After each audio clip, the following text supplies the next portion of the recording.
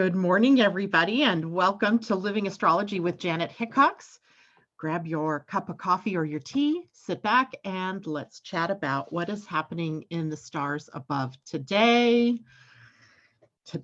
What a busy day, right? Yesterday, how did you all do, right? Yesterday was kind of interesting. I thought it would be not me that had any kind of accident or any kind of accident-prone behavior.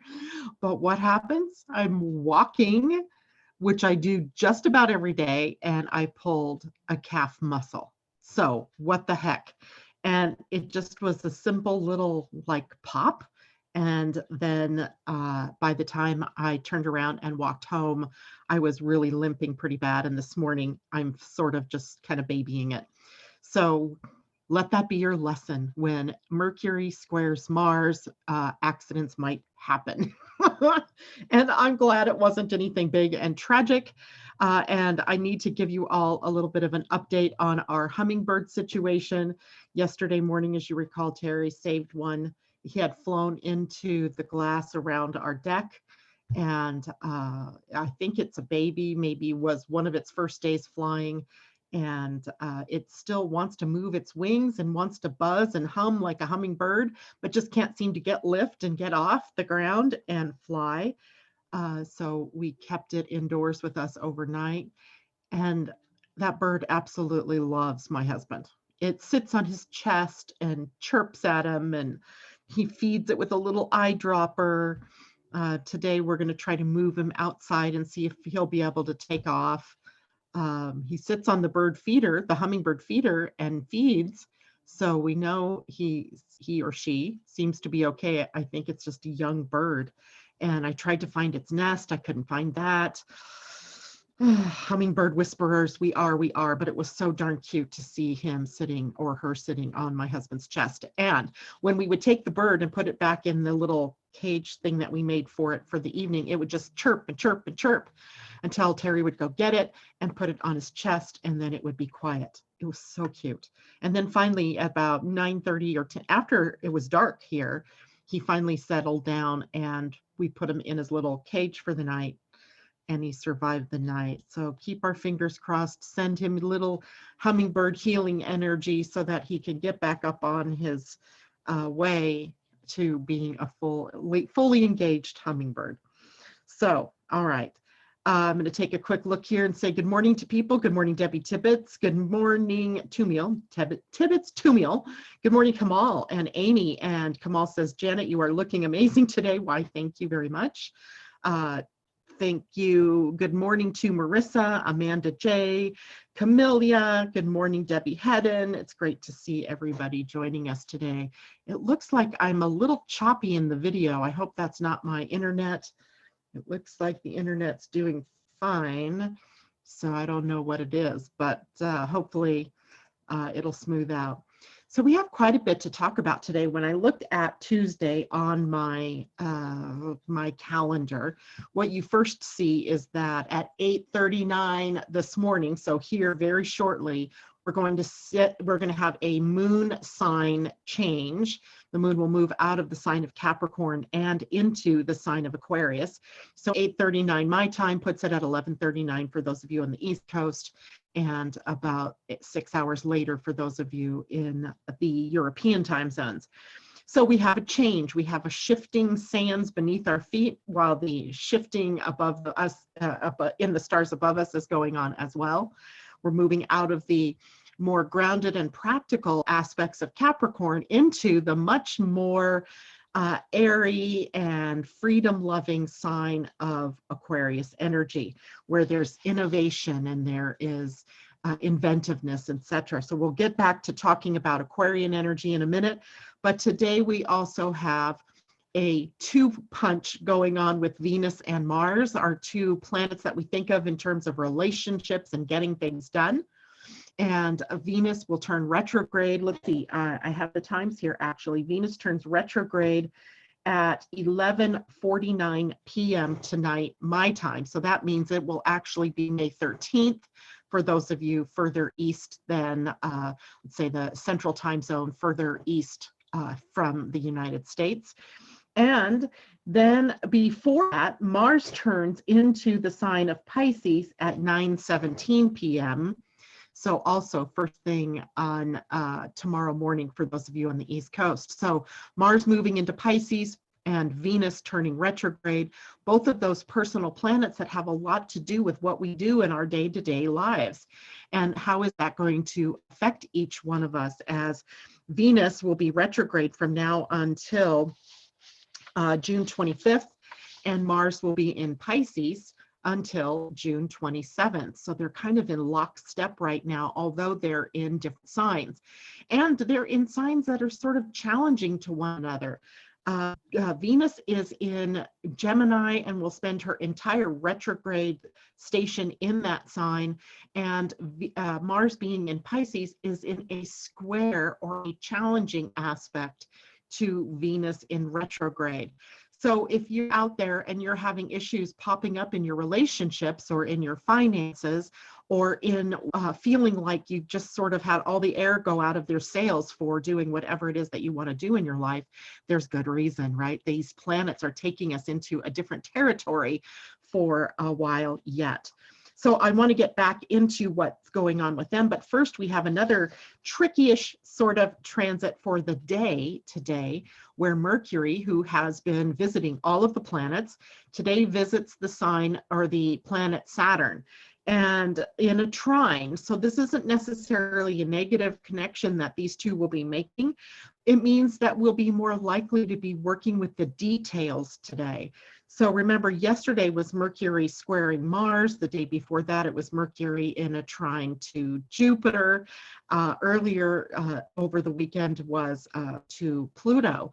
So we've been having these experiences of, since the conjunction of the planet Mercury to the sun on Friday, we've been seeing this visitor going from planet to planet, kind of depositing new ideas, a new sense of whatever it is that the sun wanted to bring to us.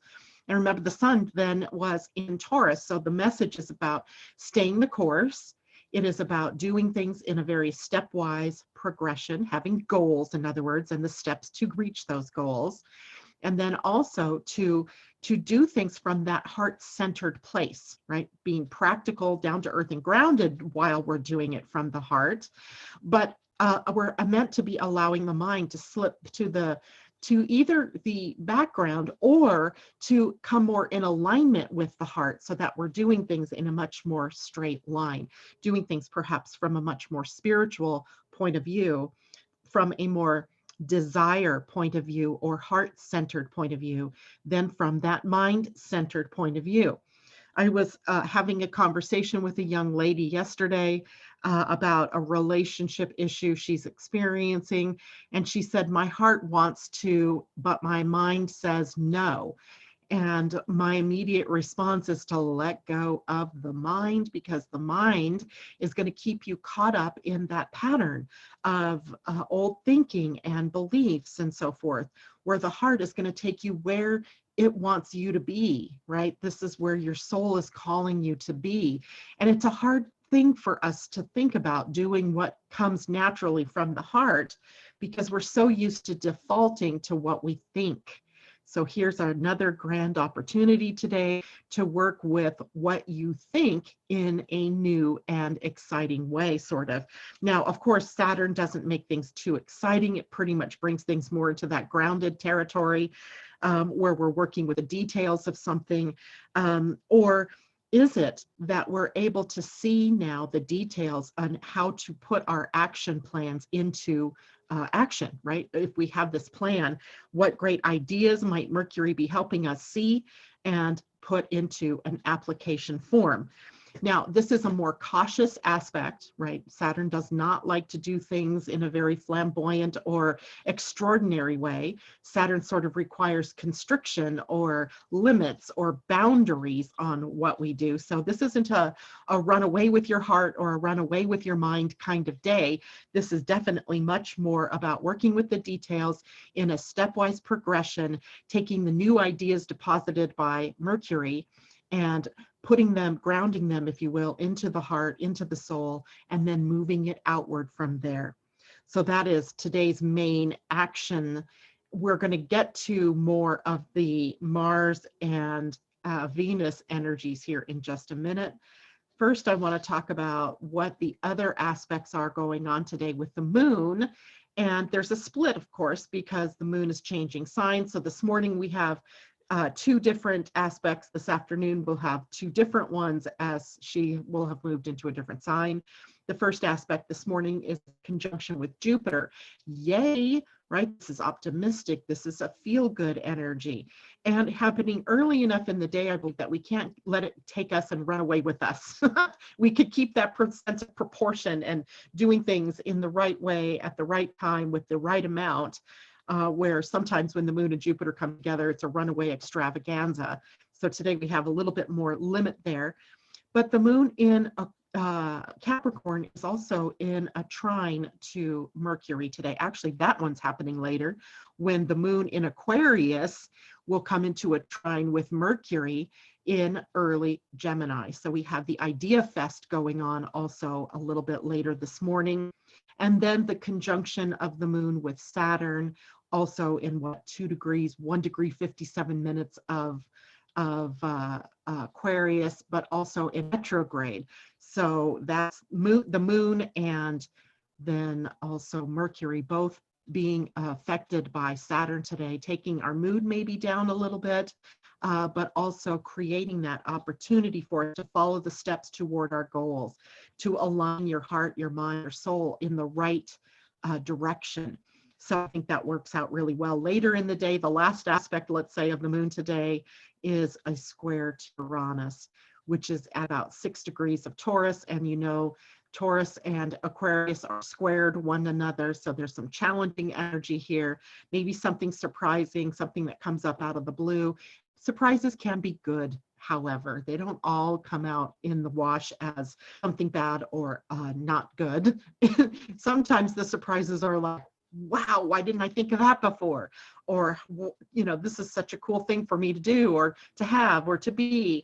So the excitement could build during the day towards something that is new and unique or innovative in your life, but it could also come as a surprise. And remember, the sun in our human design is sitting at the gate 43, which is a gate of ahas and epiphanies. So the real potential isn't so much of the negative surprise, but more of the positive, uplifting, oh my gosh, I should have thought of that sooner kind of surprise coming to us later in the day. All right, I'm going to go check in with people and see how everybody's doing with what's happening so far this morning. Camille, coincidence or not, in my natal chart, I have Venus retrograde in Gemini and Mars in Pisces. Does it change how I feel the transit? Well, indeed, I think what happens for you, Camilla, is that in the house 3, this is a house that's ruled by the mind and is also a house of teaching and learning and idea flow. So it's a possibility that you are dealing with maybe some new ideas, some new way of being that might be interesting for you to play with a bit.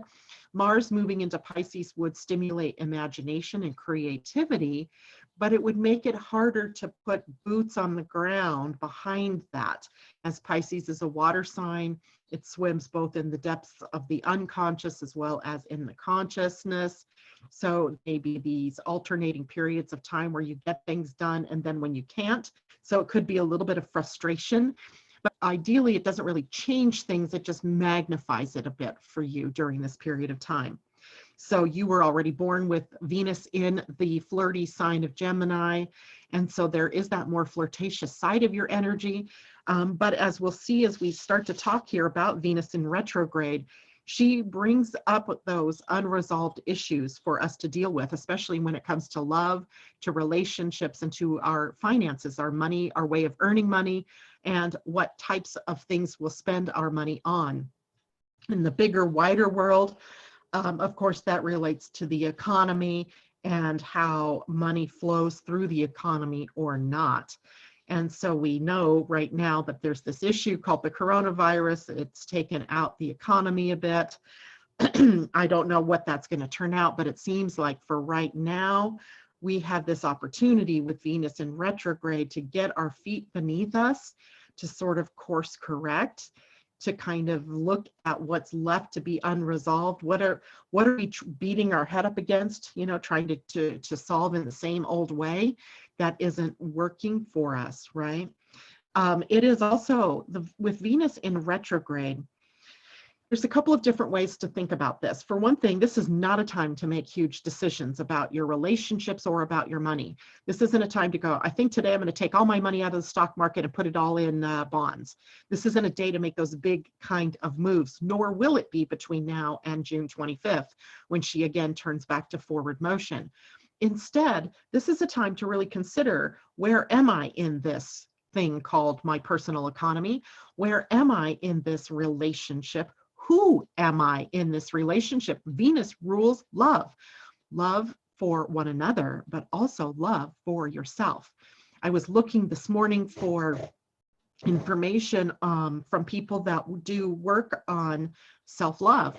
And because I think when we are dealing with issues in our relationships, like Venus retrograde may bring up, we can trace it back. We can do that contact tracing, and we could go back in time to where we lost that loving feeling for ourselves, right? And that the greatest lesson that we're learning through our relationships is where it is that I'm out of alignment with loving myself, right? Where am I giving myself away? Where am I not trusting myself? Where am I cheating on myself, right? Because cheating is a big deal in relationships at times. So where am I cheating on myself or cheating myself out of love? And where can't I trust myself to love myself enough? And so it brings up a whole lot of difficulties, perhaps. It kind of shines, retrogrades do this really well for us. They take us back into that internal processing of these issues. Venus in Gemini may have this dual issue, right? The dual issue here may be the relationship, but if you do the tracing backwards, you see that it's really beginning with you and whether you love yourself enough. And I would say that in particular, women have an issue with this. And I'm not going to say that men don't have this as an issue, because I'm sure some of them out there do, but it seems to show up quite prominently in the feminine energy. Of course, Venus is a feminine planet, right? She rules love and the divine feminine. She's the goddess of the divine feminine. So any of those unresolved issues that we might have likely go backwards in time to where you lost that loving feeling for yourself. And how do you get that back? Right? That's the next question, is how do I get that back? Or even if I can pinpoint what it was that happened, it could have been a bad breakup. It could have been somebody not respecting your work. It could have been someone cheating on you. It could have been any number of things that happened. It goes back to even childhood, perhaps, right? I was just thinking about, as a child, I felt like I wasn't very creative. And I remember thinking that because someone told me that I didn't draw very well. And so I've never drawn since, right? The only kinds of things I really think I can do well are the paint by numbers, or sewing by a pattern, or creating by a pattern. That it's very difficult for me to see myself as a creative, even though it's there in my chart. So that connection got broken there for me somewhere along the line. If I go back in time, then I can work with that 5-year-old, 6-year-old person to reestablish that self-love. And you may not go back that far. Maybe it only goes back as far as, your first love who leaves you, dumps you, right? And you take it on yourself that you're not able to be loved. Which of course isn't true, right? None of that is true. It just appeared like that, or that's how you connected the dots at the time that you got dumped on. So I hope this is all making sense to people, because really this is a time for you to take responsibility for your own sense of loving, being loved, or failure in being loved or loving. And in that, then we have the power. Now, there are a couple of things that we talked about before with Venus retrograde that I'll just remind you of. This is a time where we do not see values clearly. This is why we don't make big decisions. We don't buy houses. We don't buy new cars. We don't buy big ticket items during this period of time, unless it was already started. If it was in the works a month ago, you're in the clear. But this isn't the time to start looking at buying those big ticket items, because the value of it is clouded. Now, add to that Mars moving into Pisces energy. Pisces is a water sign. Mars is a fire planet. So fire and water together create steam, and steam makes things hard to see. You could even say that water and the warmth or the heat of Mars creates fog, and fog is hard to see through. And that means that at times you'll see clearly, at other times you won't. At times you're going to see, yes, this is the action I'm going to take, only to find that the balloon has burst or the air has just gone out of it. So for the next time period, all the way through June 27th, in this case, we may find ourselves, jumping forward, jumping back, jumping forward, jumping back, and maybe not even jumping forward. Maybe it's just we see ourselves moving forward, and then that path becomes like a drunken sailor, just sort of, meandering around and not being able to stay a straight course.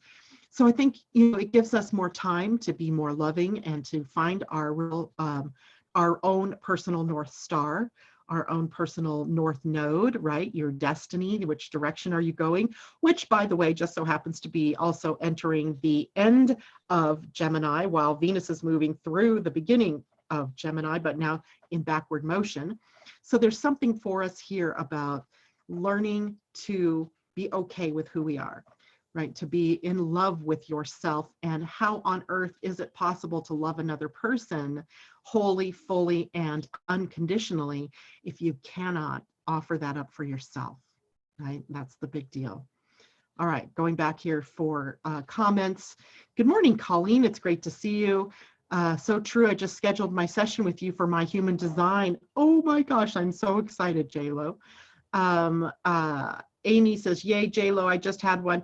And Amy, it's almost time for your follow-up, so remember that. And JLo, I have my Venus in Gemini, 11 degrees in the 12th house. Ooh, so you're coming out of a closet, so to speak. And JLo says, if I'm correct, I'm on my phone, but will not miss my morning routine. That makes a lot of sense to me. You're welcome. You're welcome. You're welcome, Camilla. Now, JLo, I want to go back to that 12th house, 11 degrees in the 12th house. So Venus retrograde will indeed go straight over your natal Venus and be triggering issues to do with that 12th house. And that 12th house is a tricky place because it's also hidden from you. It is sort of in the dark, in the hidden space between consciousness and unconsciousness. So we call it sort of the subconscious mind. And in here are the places where patterns take effect. And often this is a place of self-sabotaging. This is a place of blocks and limits that we've placed on ourselves to where we don't see quite that divinity within us, right? We feel very human and very caught up in the invisibility game. So it might be time for you to take off that invisibility cloak, to jump out there in the world in a new way, to unleash something from within you. And it might be unleashing your ability to communicate, your ability to move forward, your ability to see yourself more clearly, your ability to love and be loved. So interesting house, that 12th house. That's where the sun is for me. So I get very familiar with this as I play hide and seek half the time with myself, bringing things out and then hiding again, like, oh no, I don't want that. And then coming back out again and then going back in. So it's like, partly cloudy day, right? Where the clouds keep going across the sun and then the sun comes back out and then another cloud comes by. So that 12th house is sort of that place where we play peekaboo with some of our more wonderful energies. So maybe at times you feel very willing to speak and to be heard and to be recognized and valued for what your contribution is, and that other times you may feel totally invisible, unseen, unheard, unvalued, unrecognized. And then the challenge for you then is to look deeper within, and why is that happening? What is going on here? So, all right, so going back to Venus retrograde then, the inability to see things clearly, values clearly, right? So we're not going to want to make big purchases. It might be a good time to sell things, right? Because unless you have such a high value on something that you're almost dependent on the other person not necessarily seeing value clearly either in order to sell it to them. But definitely watch any of those big purchases. If your refrigerator goes out and you have to, then that's a different story. If your car goes out and you have to, that's a different story. But you don't want to just go out and go buy those big ticket items if you can help it. And you absolutely want to get to the table to work with those unresolved issues that you might have around love, relationships, and your finances. Now, if we look at Mars and Pisces a little bit deeper, we may be motivated during this period of time to pursue more spiritual goals. So if you are having trouble getting traction on doing something for your business, let's say, or for your work life or your economic life or your economic well-being, then turn to the spiritual you. What needs feeding deep within your soul? Right? Maybe it is that time to go work on self-love, or to work on maybe you're knowing your purpose and your life path, because Mars and Pisces will support you on that sort of hero's quest or hero's journey to find your true purpose. It is a murky placement for Mars. So sometimes you may get a glimpse of what the true meaning is of something, and then at other times it's hidden from you. That's just a part of what goes on here in this. This may be a time of action that seems to just dissolve away. Maybe you felt really good about doing something in the morning, but then as the day wore on, you just couldn't get to it. And it could also be a time, though, of high or increased imagination and creative energy. So it might be a good time to keep, your phone close by, or your journal close by, to kind of jot down notes about what it is that you're seeing, intuiting, or feeling like might be creative openings for you, because you may not be able to take action on them yet, or you may be able to start taking action, but it's in the moment that the vision strikes, perhaps, and getting that down quick before it leaves you might be the most important thing. And then later, days later, when you go back and you're like, now, what was that great idea? You have it written down, or you have it recorded somehow. This may be a trip down the lazy river for the next month. So again, being kind to yourself. This is for you generators, and especially manifesting generators. This could be a difficult period of time because you're so used to action, right? Those generators want that feeling of moving forward. The manifesting generators are often, when they're stymied in their forward trajectory, they feel sort of like lightning in the jar with this energy just pinging around. So you're going to have to find the openings, and you're going to have to consciously move toward those things that open up for you. But know also that energy could dry up and move you in a different direction just as easily. It's going to be all up to you to monitor your energy and to understand that this is not going to be a hare, sort of the rabbit, the hare, and the tortoise. This is going to be more like the tortoise, or the meandering river of getting things done, at least for these next maybe 4 to 5 weeks while this is happening. And again, this is there's a concept that I often work with when I get to Pisces, anything in Pisces, and that is this alpha and the omega, because you have both fishes swimming, one in the conscious and the other in the subconscious. And Pisces being the last sign of the zodiac, there's the omega and the alpha, right? This idea of a beginning and an end, and it all kind of merging into something that maybe isn't quite clear. There's no real clear-cut defining moment, but there's this sense that things are culminating and things are coming to a close in preparation for what comes next. And what comes next is going to be Mars moving into Aries. And that will happen in June 27th, after this ride through Pisces. But then Mars in Aries is in a sign he rules. It is very action oriented, and he will retrograde in that sign. So we're going to have an elongated period of time of Mars in the sign he rules. Now that can be good on one hand, and it can also create some havoc on another. We'll talk about that more as time goes on. So the reason I would share that with you now is because this is going to be the time to bring a close to things, right? That to be prepared for that new beginning, and even for the upsets and the craziness that comes with a new beginning, right? So the things where This is like that energy where we go 2 steps forward and then 1 step backwards, but we're still 1 step forward, right? So a lot of that will be going on over these next few months between Venus in her retrograde, Mars moving into a sign that he moves very slowly through, and then his eventual emergence into his own sign of rulership at the end of June. So the quicker I go, the behinder I get. But if I step back for a moment and look in, I can see I'm still 1 step forward and not necessarily as far backward as I thought I was. But, and take this time and enjoy this time, right? This time of being able to reevaluate, to slow down, and to be in that slower pace, to get some things straight, to get more aligned with your heart, to get more aligned with your spiritual self. Because soon enough, that energy shifts and you're going to be back at it again in a very maybe chaotic but action-oriented sort of way. So, all right. Questions, comments. Marissa, natal Venus at 0 degrees in the 12th house in Aries. Venus in Aries. So action, Mars, Venus and Mars sort of linked in your chart then, Marissa. But also I kind of see why there might be that anxiety that triggers in you.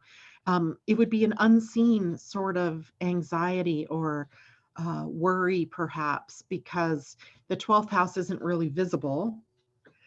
But these 2 planets are coming together where maybe you're taking more and putting it on your shoulders and worrying about things that are not even yours to worry about, or being anxious about things, but not even really knowing what it is. So for you, it's going to be about letting go of these things that your mind is holding on to. Letting go of the mind, untying it, undoing it. Augustina, Janet, can you tell us something about the Cazimi energy? I have commented this already, but I discovered I have Venus Cazimi in Gemini about 3 weeks ago and can't find much info. Cazimi is a term, I really just came to learn that term not that long ago myself. And it's really when a planet is placed very close to the sun, or in a conjunction to the sun, or it has a lot of power in the sign that it's in. It sort of burns brightly. So Cazimi really is just about burning brightly. So Venus Cazimi in Gemini would mean that Venus is burning very brightly. And where is the sun in your chart, Augustina? Because it's hard for me to kind of articulate exactly what that means for you personally without seeing the chart or knowing what other things are around there. Are you a Gemini? Is the sun very close to your Venus? And if so, that's going to be that Cazimi is going to be that it's a very bright burning planet. So love burns brightly, creativity burns brightly, relationship or wanting that relationship burns brightly. But in the 12th house, it might be hidden as to why there may be some self-sabotage that goes on in relationships that you're not aware of yet. J-Lo, oh shoot, my Mars is in Pisces, 8 degrees in the 9th house. Yep, I'm definitely lucky to get the human design reading set up. And J-Lo's a manifesting generator. Exactly. Amanda J, natal Mars retrograde in Aries in my 12th house. So, wow. So Amanda, Mars retrograde is already where the action is slowed down for you. In the 12th house, it would be slowed down for you. You would make an excellent counselor, an excellent sort of coach or guide, because you're really tapped into that unconsciousness, to the patterns that lie in the unconscious. So Mars retrograde would slow all of that action down. You probably feel very slow in getting things done. And that would be exactly right for you, right? You're not meant to jump out like the hare. So you may find yourself often at the odds with the outer world that seems to be moving so fast, right? It's all about productivity and how much can you get done and how fast can you get it done. And for you, it's not how it works, right? For you, it's a whole lot slower process. And Marissa, you're most welcome. Lots to try not to overthink about so as to not to cause undue anxiety. I think, the books written by Byron Katie, Marissa, might be very good for you, or even taking some of her, watching some of her YouTube videos, because in the situation that you have in your chart, a lot of what might be happening is you're crossing into business that isn't yours. And she talks about your business, my business, and God's business. and how we create anxiety when we're in someone else's business or when we're in God's business and outside of our own business. So you might, kind of take a look at some of the work she does. Venus and Gemini, both in the third house, grade 23, 8 minutes difference. That almost sounds like it's out of bounds. You might have, so Augustina, go to my website, living-astrology.com here. I'm going to put it here, www.living-astrology.com. Up at the very top corner, you're going to see an email position. It says Janet at living-astrology. Click on that and email me your birth information, because I really do kind of, I can't tell if you're out of bounds perhaps, or is it Kazemi? We'll see. And definitely want to take a look at that. That just sounds interesting. And then maybe if it's okay with you, we can even share your chart at some point and show people what it is that we're talking about in visual form. See if you're up for that. Okay, now I'm going to go back over here and talk a little bit now about what we can expect with the moon in Aquarius. I mean, Aquarius is becoming more and more important in our world, in our lives, as we are seeing more and more energy getting ready to move in that direction, and including Saturn that's there right now. Even though he's retrograde moving backward to Capricorn, he's still in Aquarius. We are going to have that Jupiter and Saturn conjunction in Aquarius. We just had Mars in Aquarius, right? So we've had to consider maybe what was going on with Mars in Aquarius. Next year, we'll have Jupiter in Aquarius. And ultimately, in the next 4 or 5 years, we're going to have Pluto moving out of Capricorn and into Aquarius. So we've got that Aquarian age that is really in play here. And we're seeing signs of it everywhere, where we see the human toll that the coronavirus has wrought upon us, and how that's taking a human toll, a very human toll in the economy. And perhaps it's dawning on us that the economy is more than just making money. It's about the people who are out there making the money for these people who are billionaires, and the respect that has been sort of denied them, the benefits that have in some cases been given to some and not to others. So there's a lot of things dawning on us right now that have to do with Aquarian themes. And Aquarian themes are very humanitarian. And in those humanitarian themes, we are identifying with humanity. I mean, that's the whole point, right? Is to get to that point where we're actually identifying with the actual human, right? The person behind the face or behind the statistic. We can see all kinds of stats right now on who's dying and who's, healing from this coronavirus, the toll it's taking.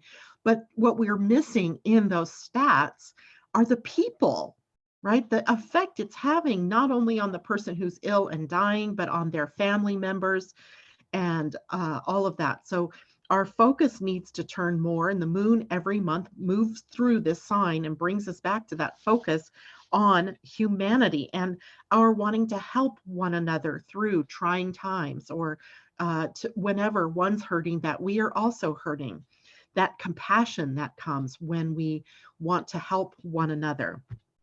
And in a very powerful way, the moon moving through Aquarius holds us to a larger world view, to be able to see a bigger picture, not the he said, she said, this theory, that theory, but the bigger picture of what's going on here in the world. And I think the very much bigger picture here is about the effect on the people, right? People. So humanitarianism and altruism are all a part of the experience as well, with the moon moving through Aquarius. This is also a future-oriented sign. Remember, Saturn is one of the co-rulers. Saturn as a ruler is going to take us into time territory, and the time here is the future. So we're looking at what possible trends might be coming for the future. What does the future look like? What kind of unconventional approaches might we take to solving problems in the now that really set us up for a brighter future? If we refuse to move forward and try to solve our current issues with the things that we've done in the past, we're doomed to keep repeating the same things over and over again. It's really sickening, right? We see it. If you look through history, you can see how many times we've been through doing things the same way in response to a situation that tests us. And we're being tested right now. Do we choose to move forward in a new way through an evolutionary leap? Because I think Aquarius represents that evolutionary leap. Or do we stay tied to the past? So something that we can think about here. Looking down the future, we also see then our long range goals, right? As individuals, but as a people, as humans on a planet, right? We seem to be so very short-sighted in terms of things like global warming. I mean, irregardless if that is a thing or not, doesn't it make sense for us to really watch what we're doing with our environment just in the off chance that we have an impact on that climate? And what does that look like for our children and for our grandchildren and their children as we move forward? So we're looking more long range and doing things that are supportive of a future, not that are short-sighted and unsustainable and only going to give us a bang for our buck in the moment, not down the line. And of course, with Aquarius energy, it's pulling in that Leo opposition. And it's about learning to follow your heart. Leo energy, following your heart. Aquarius is about really taking the steps then to satisfy oneself, to make oneself happy, and to really look at what has been in the way of your happiness, right? Of making yourself, it's so funny when you talk to people about following their heart or what does your heart want? It's so easy for us to say what our heart wants. But then it's not so easy for us to follow that inclination that our heart wants because our heads are also there, our egos are involved. And it's like the devil on one shoulder and an angel on the other, right? What each one whispering its specific brand of information that it wants you to hear. And what do I do with that? Well, my guess is you follow your heart. I would always follow my heart, not my mind. And that would be an exercise in helping you to align both your mind and your heart here while the moon is in Aquarius. This is also an inventive and innovative placement for the moon. New ideas might be coming up, brilliance, right? This is genius energy. We have that unique part of who we are that only I can express who I am. Only you can express who you are. And that's unique for all of us. And this is that time. With the sun sitting at the gate 43 in your human design, this is really a time to bring out that unique part of you, right? To express it. This is a time with the moon in Aquarius of revelation. And revelation brings surprises and excitement. It can bring unexpected results, right? If you try something new, it might bring an unintended or an unexpected result, not necessarily a bad one, right? There's a revitalization that comes when we do things in a different way. And we might find ourselves getting revealed in new ways or getting a revelation, maybe a freedom even. Aquarius rules the energy of freedom. There is the big picture energy in this, in that we are asked to become more objective, to stand a bit outside of our normal perspective, and to see things from that bigger perspective, to see things more impersonally. Objectivity is when we're not necessarily putting in our own personal information in there, we're our own biases in there. We're kind of standing apart and being able to see things in a more objective way. Believe it or not, divination tools belong in the realm of Aquarius. And so astrology, perfect time for an astrology reading, an oracle card reading, an I Ching reading, or any other kind of divination out there to help determine your next steps or the direction you need to go, or to find out what it is that's been holding you back. And then this is a great time to manifest your dreams, because again, your heart is aligned with your dreams, and we will seek knowledge in a way that helps support our journey to our dreams. So pretty much the big picture, right? All encompassed right there. In Aquarius, we also see this rulership with friendships, groups, the people that you hang out with or that you associate with.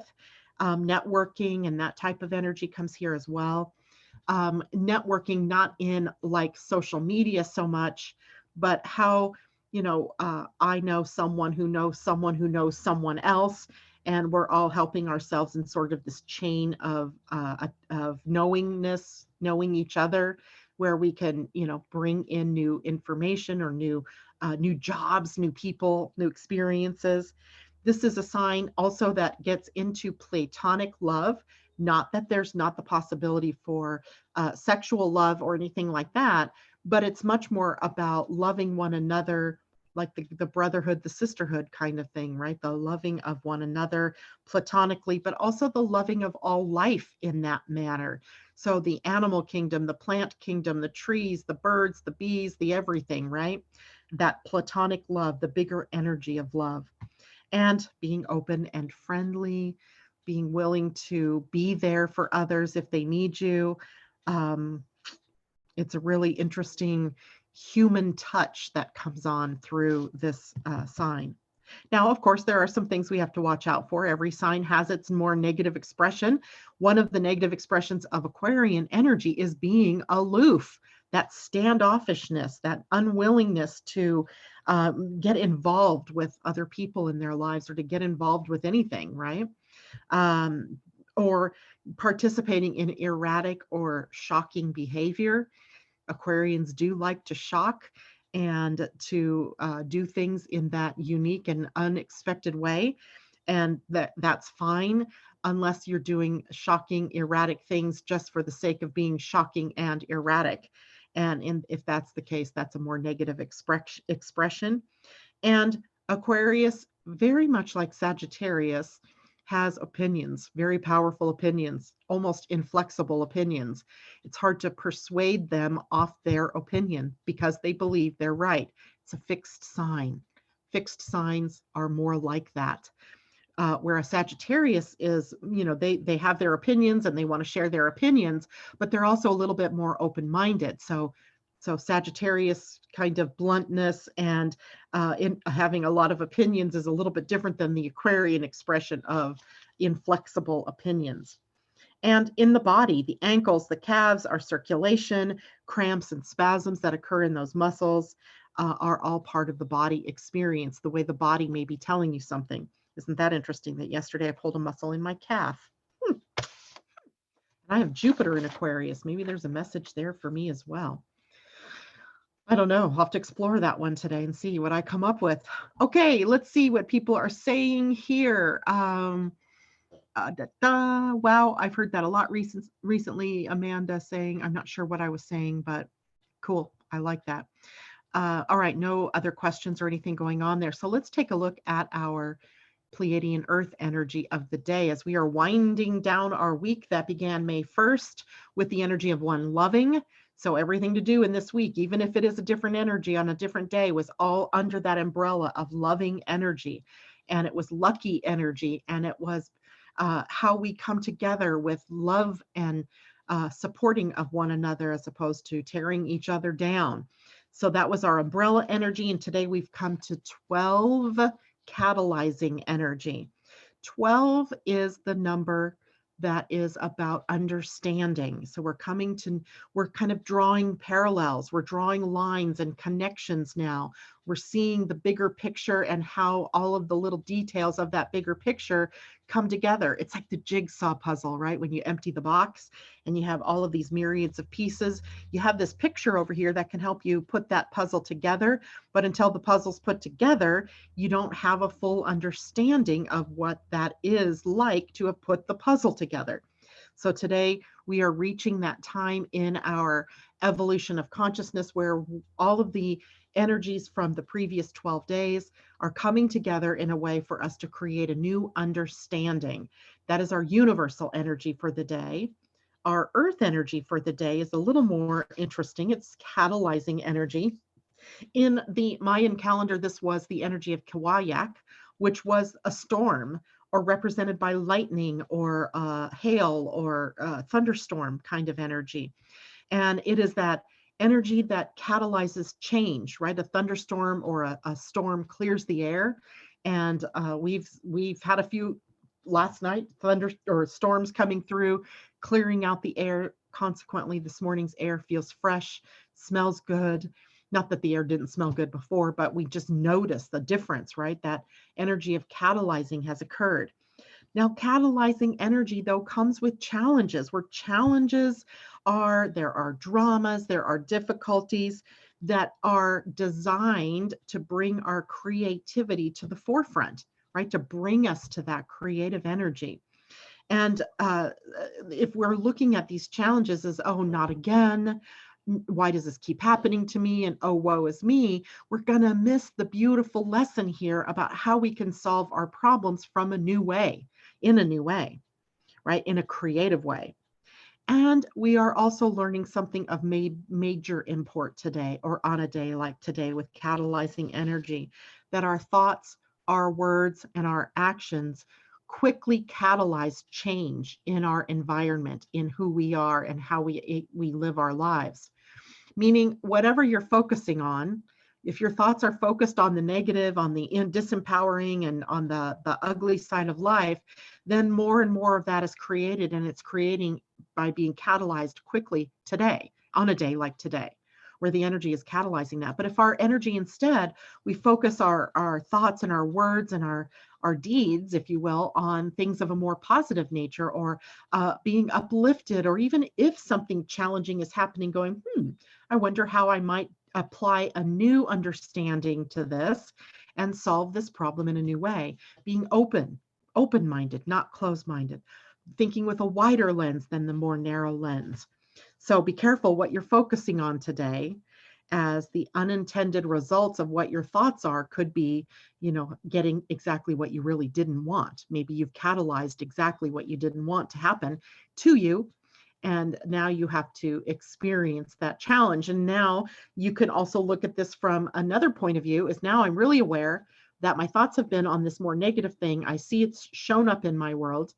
And now I get to apply a new creative, imaginative solution to the problem and be able to move on. So it's sort of this, circle of energy that we come into today. So there could be sudden changes today in your life that awaken us. That, I guess, is the major lesson of the Pleiadian Earth energy of the day. Things can happen in a flash, and in that flash, your life can change, or you have access to a new way of thinking, of behavior, of beingness. And it moves you forward, propelling you forward. It's almost like, getting into what are those things called? Forgot what they're called. But like you see, like we do pumpkin tosses in the fall, where you put it in this thing and it shoots it. It starts with a C. But I can't think of the name of it. Anyway, catapult. Ha! It's like a catapult that catapults us into new energy or into a new way of being. So what a day, right? We have a lot going on today. We have a lot going on in our world. We have a lot of potential, but it's all up to you. Are you going to focus on the heart, or are you going to be in your head? Are you going to focus on what's possible, or are you going to focus on what something looks like right here in the moment? Augustina, preach. I love it. Aquarian, aloof and fixed opinion. Check, check, check, check. And J-Lo, I'm focused on working the kinks out of me, myself, and I. Important, ladies, indeed, right? Yoga is good for that, right? Maybe that's what I should have been doing yesterday instead of trying to walk, as doing yoga. Might have worked the kinks out, or stretching first. I mean, I learned a lesson there, right? Actually, and this is the second time within a couple of weeks period of time that this has happened to me. The first time I was walking to the mailbox and I pulled muscle in my calf.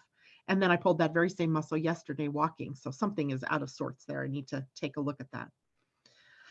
Okay, guys, I think that is it for me. It's almost 9 o'clock. I don't know where the time goes.